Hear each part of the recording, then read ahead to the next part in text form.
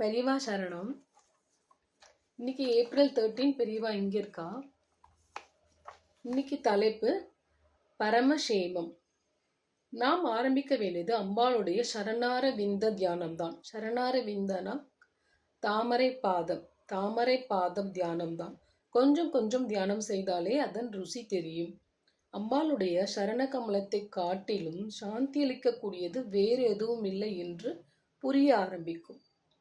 விடாமல் இப்படி தியானம் செய்தால் முடிவில் இந்த உடல் போன பின் செத்தும் சாகாதவர் ஆகலாம்.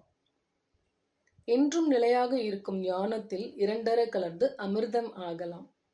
மற்றவர்களுக்கு உபதேசித்து திருத்துவதற்கு முயற்சி செய்வதற்கு முன்னால் ஒவ்வொருவரும் தான் தவறு செய்யாமல் இருந்தால் போதும்.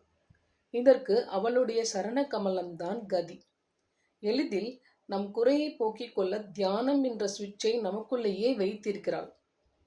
நீங்கள் எல்லோரும் உங்கள் ஆத்ம நலனுக்காகவும் உலக நன்மைக்காகவும் அவளை தியானம் செய்ய வேண்டும்.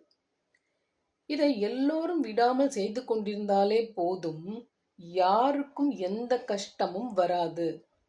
ஒட்டுமொத்த பிரபஞ்சமும் பரமசேமமாக இருந்து வரும். பெரியவா சரணம். தேங்க்யூ.